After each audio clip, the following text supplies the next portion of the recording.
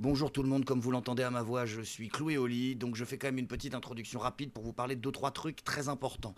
Il devait y avoir un épisode de JSPC le 27 septembre, je vous l'avais dit, mais c'était mon anniversaire, c'était mes 41 ans, et des potes m'ont proposé de sortir, et c'était peut-être pas plus mal, sauf que j'étais pas assez couvert et j'ai chopé la mort.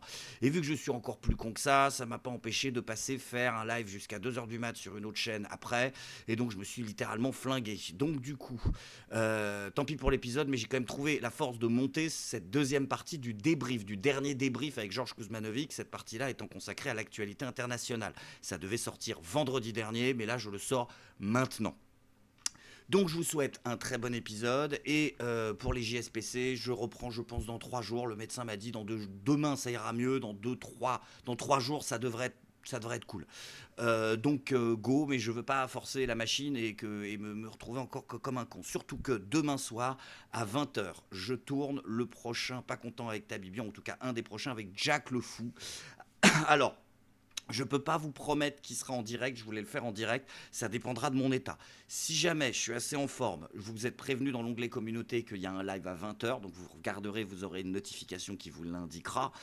Si jamais j'ai pas la force, il est quand même tourné demain à 20h et diffusé après, mais je le tourne en différé. Voilà. Donc merci à tous, je vous souhaite une très bonne deuxième partie du débrief, donc, et je vous remercie encore parce que le deuxième débrief a dépassé les vues du premier. C'est vraiment un format qui non seulement marche, mais semble attirer toute une nouvelle communauté autour de la chaîne. Et ça, c'est vraiment bien. Sur ce, je vous fais un gros bisou, je vous embrasse très fort, je vous souhaite un très bon épisode. N'hésitez pas à le partager, à le liker si vous avez aimé, et j'espère à demain, et quoi qu'il arrive à cette semaine. Ciao.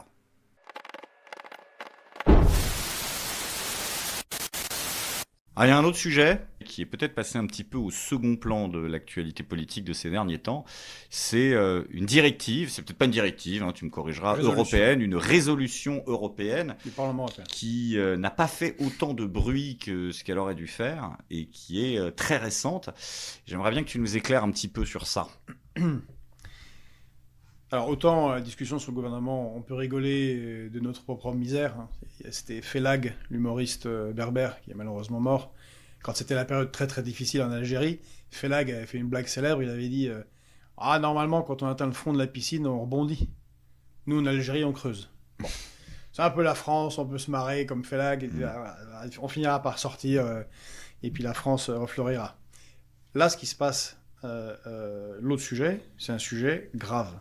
C'est un risque d'annihilation de l'humanité à cause d'abrutis. Alors que ce soit des abrutis qui ne sachent pas gérer la France, c'est très embêtant pour nous et nos économies, mais là, on est chez les fous. Le Parlement européen, qui n'a aucun pouvoir. Alors soyons très précis, les dates, tout ce qui a été voté. Jeudi 19, je crois que c'est le 19, jeudi dernier, jeudi 19 septembre, oui. L'après-midi, oui. Le Parlement européen, réuni en session plénière, donc tous les députés sont là, vote des résolutions. Il y a des discussions sur l'Ukraine et il vote une résolution. Alors c'est le Parlement européen qui n'a pas beaucoup de pouvoir et une résolution n'engage à rien. Ok, ça il faut le préciser. On précise.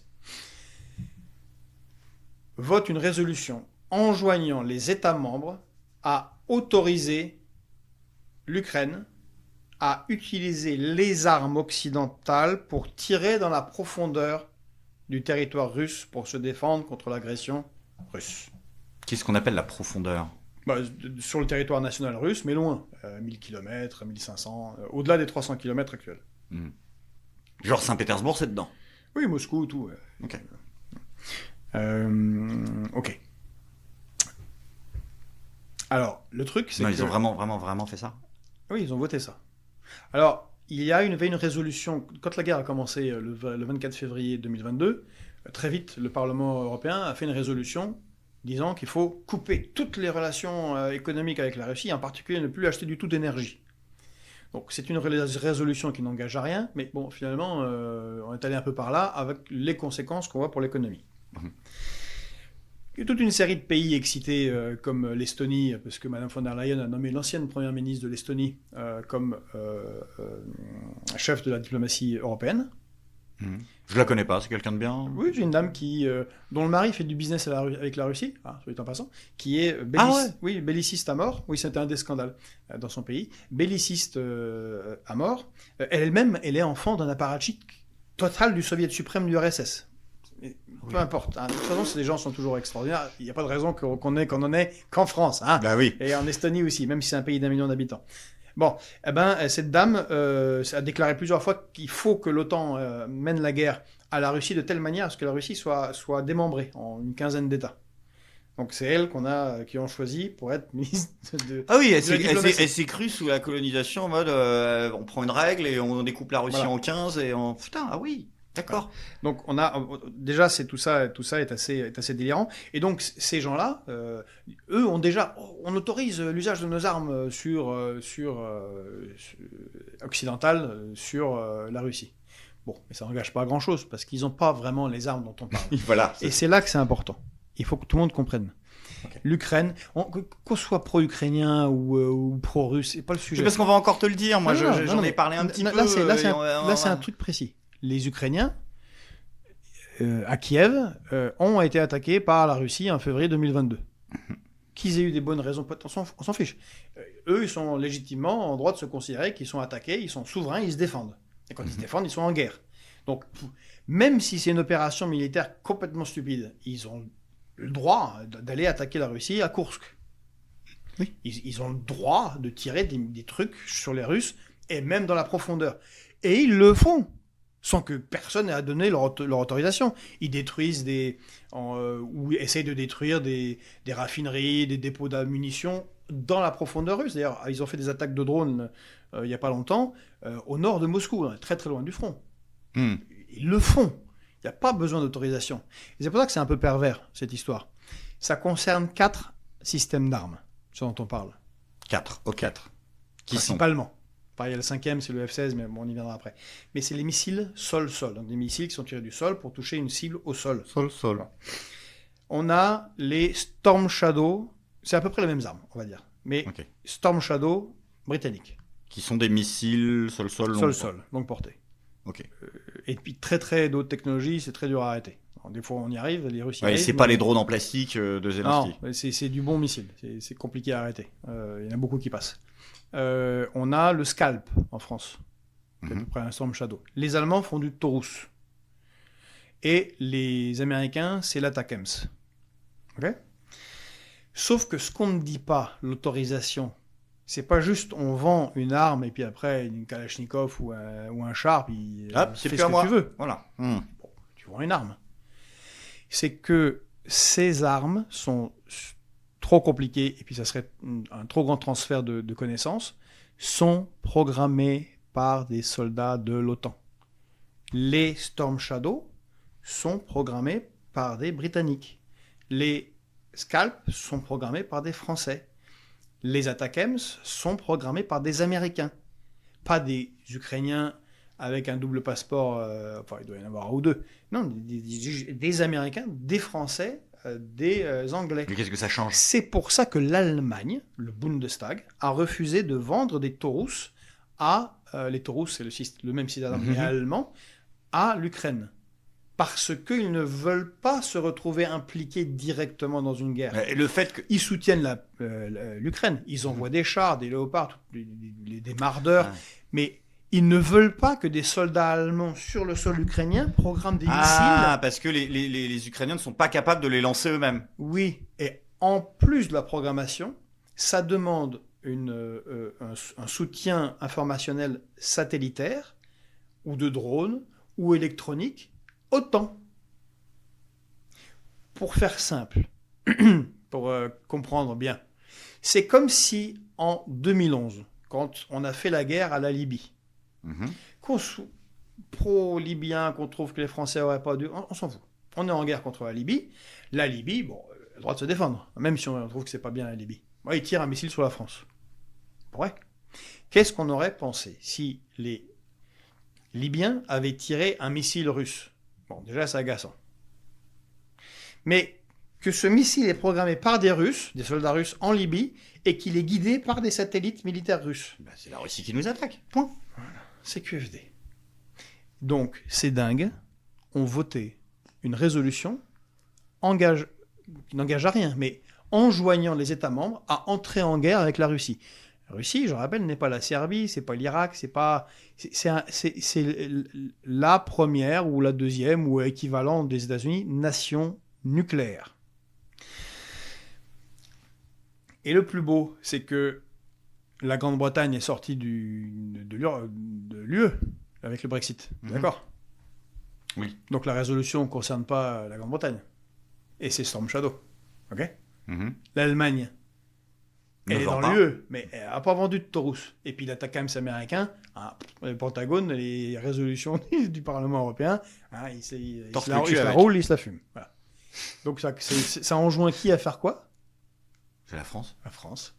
La seule, il reste plus que nous, oui, c'est complètement la seule nation nucléaire de l'Union européenne. Donc les seuls qui ont la capacité de détruire la Russie, le Parlement européen les enjoint à entrer en guerre avec la Russie. Or, le b.a.-ba de la dissuasion nucléaire, visiblement ces gens n'apprennent plus ça, c'est que on ne rentre pas en confrontation directe entre deux nations nucléaires. C'est pour ça que le matin du vote de cette résolution, Joe Biden, ou je sais pas qui, ou les fils qui sont plugués, le Pentagone a dit « N'arrête les conneries, là !» Ils ont dit « Non, il n'y aura pas d'autorisation de tirer des attaques. » Même le vieux Joe, il a dit « Non, arrête !» Et Joe a dit « Non. » Il a dit un palmier, mais c'est pas grave, mais il a quand même dit non. On ne va pas le faire.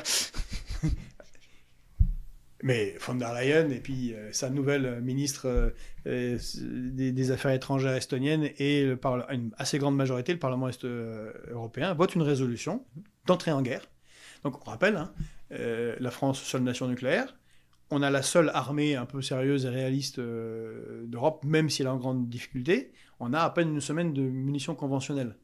On n'arrive pas à fournir les Ukrainiens en munitions.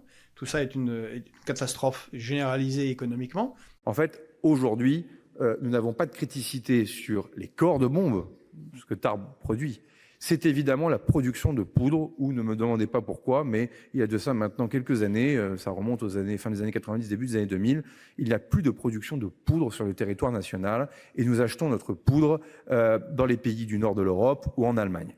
Et puis l'épuisement que provoque cette guerre, et l'épuisement, il n'est pas évidemment du côté de nos armées, mais du côté des armements et des munitions qu'on peut fournir et qu'on continue à fournir à l'Ukraine. C'est-à-dire que aujourd'hui, la consommation d'obus par jour est absolument incroyable. C'est quasiment l'Ukraine toutes les semaines utilise la quantité d'obus que la France produit en un an. On est donc dans une volonté de soutenir militairement. Mais jusqu'à quand nos canons César, on sait qu'il y en a 19 qui sont en Ukraine sur un total de 60. Les Russes en ont 5000 équivalents. Donc ça donne un petit peu à la fois la mesure de l'effort, enfin de jusqu'où on pourrait aller, et aussi la fragilité de nos armées qui, à force de réduire les budgets militaires depuis 40 ans, n'ont plus de stock, n'ont pas de stock, et n'ont pas de quoi finalement faire une guerre de longue durée telle qu'on peut avoir en Ukraine. On n'a pas les capacités organisationnelles, et puis de toute façon, il n'y a pas d'armée européenne, il n'y a pas tout ça, c'est sous chapeau OTAN, de toute façon, donc américain. Donc tout ça n'a aucun sens, est délirant, et c'est juste se mettre à risque. Et le cinquième système dont je parlais, c'est le F-16. Et pourquoi c'est embêtant ? Parce que le F-16 peut porter une charge nucléaire. Qu'on aime ou qu'on n'aime pas les Russes, quand on trouve que Poutine, c'est pas bien, ils sont assis sur 6000 têtes nucléaires et ont tout un système d'armes de délivrement de la frappe nucléaire qui sont meilleurs que ceux de l'OTAN pour le moment. C'est les missiles hypersoniques. Qu'ils arrivent même à refiler aux Houthis, puisque ça a été là testé récemment, la semaine dernière. Les Houthis ont tiré un missile à côté de l'aéroport de Tel Aviv, entre Haïfa et Tel Aviv. Les Houthis, les types avec des chèvres. Donc ils ont tiré un missile à 2000 km qui a fait la distance en 11 minutes. Le dôme de fer israélien n'a rien vu. N'a rien arrêté. La flotte américaine qui a engagé le missile n'a rien vu. Un missile. Tiré par des Houthis qui ont des chèvres au fin fond du Yémen et passé à travers une flotte américaine et le dôme de fer. Au cas où ça serait nécessaire pour ceux qui ne comprennent pas clairement entre les lignes, ça signifie, vous voyez, on peut frapper n'importe où avec ce genre de système d'armes. Bref. On ne peut pas entrer en guerre avec la Russie. Je ne sais pas comment il faut que ces gens-là comprennent ça, mais ça n'est pas possible, non pas parce que les Russes seraient gentils, juste parce qu'on ne peut pas entrer non plus en guerre avec la Chine, comme on ne peut pas entrer non plus en guerre avec la France. On ne peut pas entrer en guerre avec les États-Unis parce que ce sont des nations nucléaires. Et que quand bien même la France n'aurait pas les capacités russes, la Russie n'est pas en mesure de bloquer nos sous-marins nucléaires lanceurs d'engins. Donc du côté du Kremlin, ils se disent, là, en face de nous, on a des gens qui sont suffisamment cintrés pour voter des résolutions qui sont à la limite de l'engagement en guerre. Même si on rappelle que ça n'a pas de... Non, mais sachant qu'on a déjà, puisque ça a rendu fou les Allemands. Tu te souviens quand oui, Macron, il y avait la crise agricole oui. Et que Macron a signé un accord de partenariat et de soutien total à l'Ukraine pour récupérer tous les territoires, y compris la Crimée, et qu'il a dévoilé le fait qu'il y avait des soldats français et anglais qui opéraient là-bas, entre autres sur ce genre d'armes. Et Olaf Scholz a dit c'est n'importe quoi en fait. Bon, c'est Macron, hein, voilà. Il s'en fiche. Mais c'est déjà... on est quand même dans une situation où le ministre des Affaires étrangères russe a dit officiellement aux États-Unis, nous ne sommes plus en paix. C'est un demi-ton de plus et nous sommes en guerre. Donc on est déjà...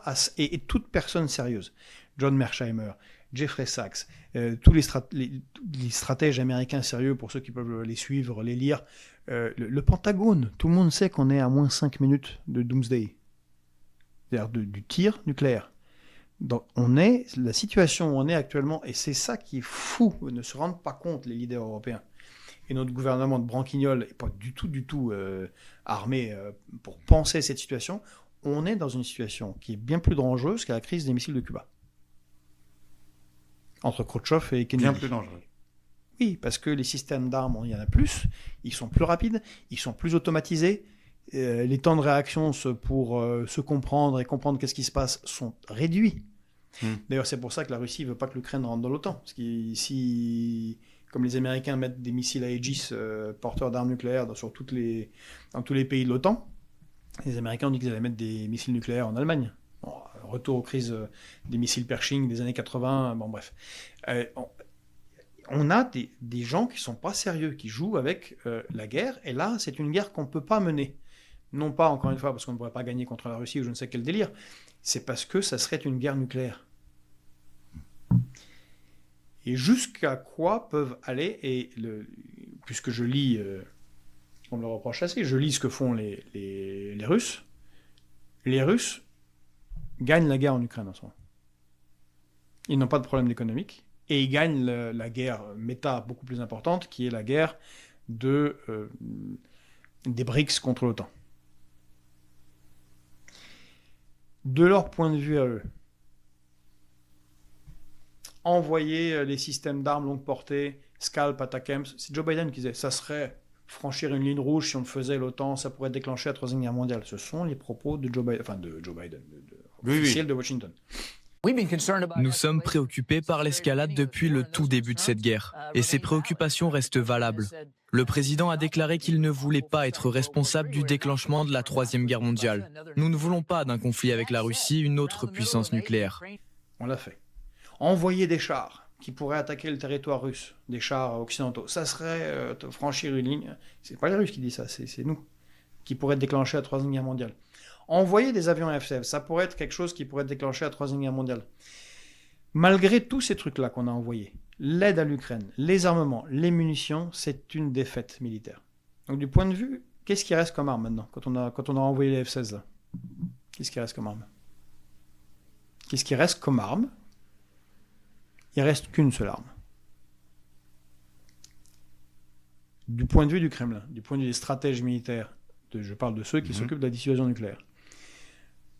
Ils voient en face d'eux, en Europe, des gens qui ne veulent pas perdre, qui ne supportent pas l'idée même que ceux qu'ils ont soutenus soient défaits, et qui ont déjà donné tout leur système d'armes possible.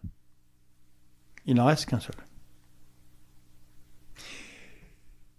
Et donc on est dans... Et bien évidemment. C'est pour ça que les Russes font des manœuvres avec des systèmes d'armes nucléaires, qu'ils n'arrêtent pas d'en parler.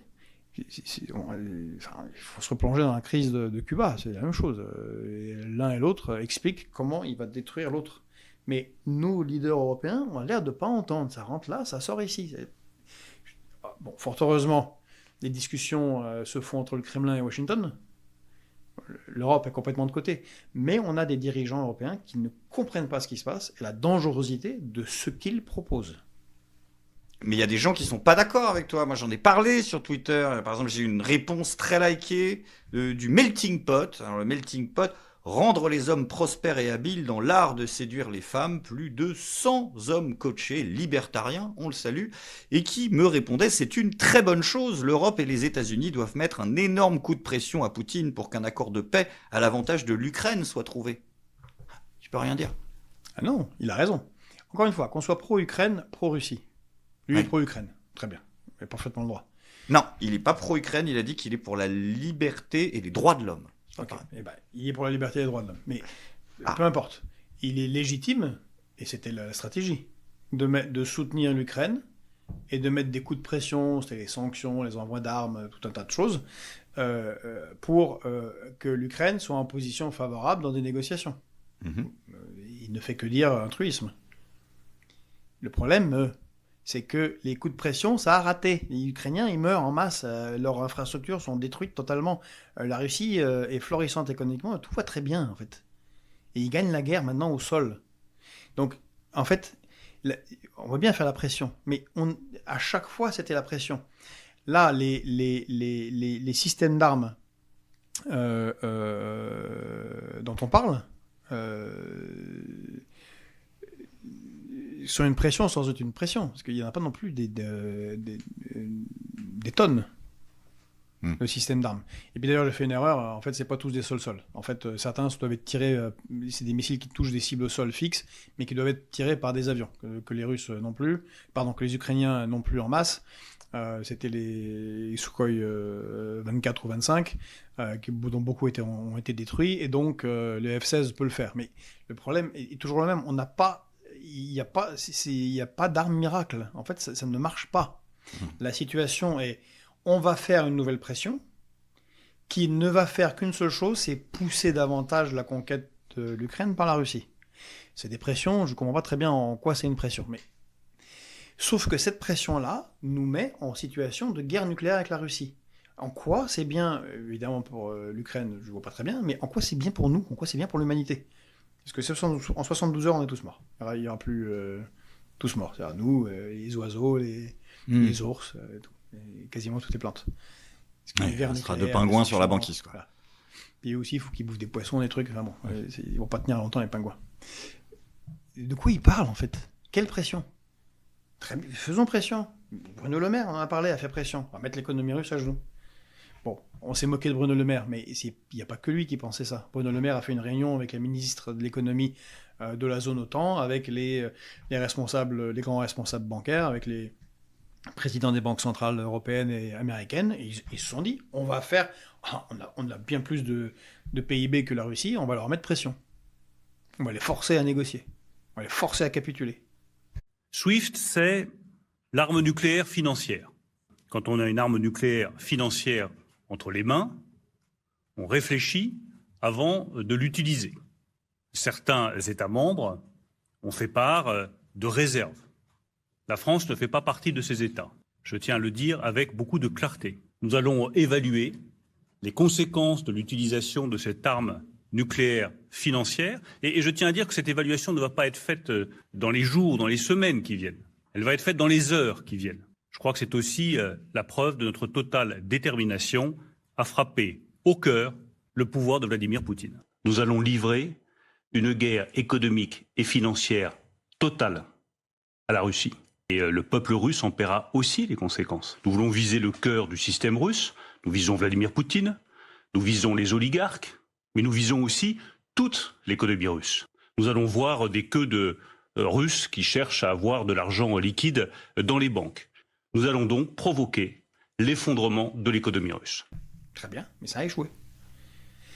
Mais on peut considérer que faire pression sur la Russie en attaquant son économie, Ça va agacer les Russes, mais il ne va pas avoir beaucoup de conséquences pour les Français qui habitent à Fécamp ou les Américains qui habitent à Boston. Ça n'entraîne pas une guerre nucléaire, ça entraîne un affrontement économique. Ça, c'est faire pression. Là, on n'est plus dans la pression. Là, on est dans n'importe quoi. Là, on est dans la déclaration de guerre directe à une nation nucléaire. Donc on rappelle, pour tous ceux qui vont aller jouer les fact-checkers du dimanche, qu'encore une fois, ce n'est pas une résolution qui engage ou astreint les États à quoi que ce soit. C'est un coup de bluff, mais justement... D'ailleurs, l'Italie a dit, précisé, le lendemain, le ministre des Affaires étrangères italien, dont Mme Meloni est soutien en Ukraine, est allée en Ukraine, ils envoient des armes, tout un tas de trucs, comme les Allemands, qui ne donnent pas les taux russes, envoient des armes, c'est les premiers soutiens en Europe aux Ukrainiens, mais ils ont dit, surtout, on n'autorisera pas l'usage de nos armes, de la manière dont j'ai parlé, pour tirer sur le territoire russe, pour les raisons que j'ai indiquées, parce que, visiblement, le ministre des Affaires étrangères italien n'est pas complètement demeuré. Et au niveau des formations politiques au Parlement européen, lesquelles ont voté pour, lesquelles ont voté contre? Tu sais un petit peu? Alors ou là, pas moi j'étais choqué. Bon, le RN et la FI ont voté contre? Non, le RN a voté. Alors d'abord, il n'y a pas beaucoup de députés RN, parce que bon, ils viennent pas sourds. Et donc là, ceux qui étaient présents ont voté contre. Contre. Ok, le RN a voté contre pour ceux qui étaient là. Il n'a pas voté contre. Hein? Il y a des députés FI, dont Omar J, Oui. Younous Omar J, qui a voté pour. D'accord. Oui. Et les autres sont abstenus. Mais il y en a qui ont voté contre. Non. Pas de la FI. Pas de la FI? Il y en a pas qui ont voté Non. contre. Alors évidemment, le PS, les Verts, Renew, tout ça, Oui, oui. ils ont tous voté. On y va? En avant. Surtout les Verts. C'est les partis les plus bellicistes d'Europe. Qu'ils soient allemands, français ou ailleurs, ils ont l'air d'avoir oublié que le petit symbole qu'ils portent, c'est le symbole de paix, là, le triple Y. Là. Comment faire comprendre à la totalité de ces gens que... Tu sais, bah voilà, je viens de te citer un tweet parce qu'il était un peu ironique et qui symbolise bien la position du normie de base, mais comment est-ce qu'on peut faire comprendre à ces gens-là que ce n'est pas être pro-russe, ce n'est pas être poutinolade, ce n'est pas être payé par le Kremlin, ce n'est pas être complotiste que de dire que ce sont des dingueries? Comment réussir à faire comprendre à ces gens-là? J'ai essayé d'expliquer ce que ça implique militairement. Mais même, je pourrais être poutinolâtre même. Ça ne change rien à ce que je dis, en fait. Je pourrais être anti-Poutine, ça ne changerait rien à ce que je dis. John Mearsheimer, qui est le chef de file des géopoliticiens réalistes américains, ou Jeffrey Sachs, qui est un très grand économiste américain, qui est conseiller du secrétaire général de l'ONU, qui est américain jusqu'au bout des ongles, enfin, ou tout un tas d'analystes militaires américains, ne sont pas payés par le Kremlin. We've shown a number of videos here especially over this year, to where you have it looks like a scene from a motion picture where the camera is panning and it's tilting and there's sometimes even music playing behind it, whatever, because it looks good to a Western audience, but it has no relation to what's actually happening on the battlefield and where the lines are going. And I think that's what may end up being one of the biggest and possibly fatal flaws of the whole way the West and Ukraine is addressing the war. Well, this is really all about propaganda, and Western propaganda is superb. There's no question about it. The ability of the West to spin what's happening on the battlefield in a way that makes it look like Ukraine is doing well, it stands a good chance of turning the tide, is really quite remarkable. And the problem is that all of this propaganda has created a completely distorted picture in the West of what is actually happening on the battlefields in Ukraine. And the fact is that the Ukrainians are in desperate straits, and there's no way they can win this war. And if that basic message had been put forward months ago, there's a good chance that this war could have been settled then to the advantage of the Ukrainians.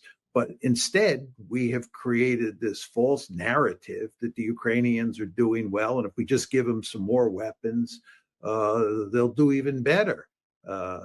This line of argument bears little resemblance to reality and is basically going to end up making the Ukrainians worse off rather than better off.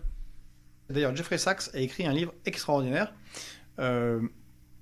sur la crise de Cuba, là récemment, et et je suis assez d'accord avec lui, il montre que John Fitzgerald Kennedy, contrairement à beaucoup de reproches qui ont été faits après, est sûrement un des plus grands présidents américains. Et qu'il a mené de main de maître la crise de Cuba pour éviter l'annihilation à l'humanité. Donc, pour féliciter quand même pour ça. Parce qu'il a lutté contre la pression russe, tout en faisant pression, mais pas aller jusqu'au point où on se détruit mutuellement. Mais surtout, il a été contre les cinglés qui, aux États-Unis, voulaient déclencher la guerre avec l'URSS. Il a été en opposition avec son appareil militaro-industriel. Celui même que le président Eisenhower, le grand président Eisenhower qui a organisé le débarquement, entre autres le D-Day, le généralissime des armées alliées côté ouest, qui fut président des États-Unis. En 1956, c'est son célèbre discours de fin de mandature à la présidence des États-Unis. Il dit « La démocratie américaine est menacée par la mainmise du complexe militaro-industriel sur l'appareil d'État.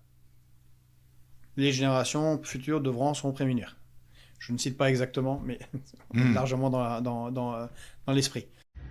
In the councils of government, we must guard against the acquisition of unwarranted influence, whether sought or unsought, by the military-industrial complex. The potential for the disastrous rise of misplaced power exists and will persist. We must never let the weight of this combination endanger our liberties or democratic processes. We should take nothing for granted. Only an alert and knowledgeable citizenry can compel the proper meshing of the huge industrial and military machinery of defense with our peaceful methods and goals, so that security and liberty may prosper together. Akin to and largely responsible for the sweeping changes in our industrial military posture has been the technological revolution during recent decades. Yet in holding scientific research and discovery in respect, as we should, we must also be alert to the equal and opposite danger that public policy could itself become the captive of a scientific, technological elite. It is the task of statesmanship to mold, to balance, and to integrate these and other forces, new and old, within the principles of our democratic system, ever aiming toward the supreme goals of our free society. Another factor in maintaining balance involves the element of time. As we peer into society's future, we, you and I, and our government, must avoid the impulse to live only for today, plundering for our own ease and convenience the precious resources of tomorrow. We cannot mortgage the material assets of our grandchildren without risking the loss also of their political and spiritual heritage. We want democracy to survive for all generations to come, not to become the insolvent phantom of tomorrow. Mais Jeffrey Sachs a écrit un livre en disant « Ça, c'est un chef d'État. Son boulot, numéro 1, surtout quand on est une nation nucléaire, ça inclut Macron. C'est pas de faire le cacou, c'est pas d'être pro-truc, c'est d'éviter une guerre nucléaire. Il peut être libéral, il peut être socialiste, il peut être ce que tu veux. Son premier boulot, c'est d'éviter une guerre nucléaire. On peut être quand même d'accord là-dessus, qu'on soit pro-Kremlin ou pas pro-Kremlin. Pareil pour le type qui est au Kremlin, que ce soit Poutine ou un autre. Son boulot numéro 1, c'est d'éviter que tout le monde disparaisse dans une énorme boule de feu. Voilà. Si les dirigeants ne sont pas capables de ça, c'est une tragédie. Et c'est pas être pro-Kremlin que de dire ou pro-Washington. Alors, encore une fois, exemple de Jeffrey Sachs avec John Fitzgerald Kennedy. J'invite ceux qui ne comprennent pas de quoi on parle à lire ce livre. Eh ben, c'est bien de terminer cet entretien par un petit conseil de lecture. Merci à toi d'être venu nous voir pour ce petit éclairage de l'actualité, ce petit éclairage qui sera un éclairage hebdomadaire. On te réinvitera. Est-ce que tu as une petite promo, une petite actu avant de conclure ? Ah, on a une grosse actu. L'année dernière, on a lancé une chaîne YouTube, Fréquence Populaire, rattachée au mouvement que je préside toujours, République Souveraine. Et on les a détachés. Et demain, on lance officiellement, sur ces fonds baptismaux, Fréquence Populaire en tant que média. Et on va commencer avec une matinale qu'on va tenir les lundis, les mardis, les jeudis et les vendredis. Puis après, toute une série d'émissions. Je peux déjà vous annoncer qu'il y aura une émission régulière avec Jacques Sapir, qui a déjà travaillé avec nous. On fera des émissions sur les jeux vidéo, on fera des émissions géopolitiques, on fera une émission sur les femmes en politique, bref, différents sujets. Génial. On va tenter d'aller couvrir le sommet des BRICS à Kazan fin octobre, c'est-à-dire en Russie, là où se construit ce sud global, et de le couvrir, parce qu'ici ça ne sera pas couvert, ou alors ce sera dénigré et puis on n'en parlera pas réellement, alors que c'est un moment géopolitique fondamental. Donc on va faire ça. On lance demain avec une matinale qui commence à 9h30, mardi 9h30, et tu es invité à venir faire coucou. Avec grand plaisir. Et à venir de temps en temps. Eh ben ouais, grand plaisir. Voilà. Avec grand plaisir. Donc ça ne change rien à l'adresse de la chaîne YouTube, c'est toujours la même chaîne, hein. Ça change rien, voilà. Par contre, c'est une entreprise voilà. Scope, qui paiera donc ses impôts en augmentation grâce à monsieur Antoine Armand. Voilà, très bonne nouvelle. Donc, si mes impôts, les impôts de ce qu'on fait vont dans les hôpitaux publics, pour les routes ou améliorer la condition de nos concitoyens en Martinique, il n'y a aucun problème, je paye les impôts. Si c'est pour faire les conneries de Bruno Le Maire, non.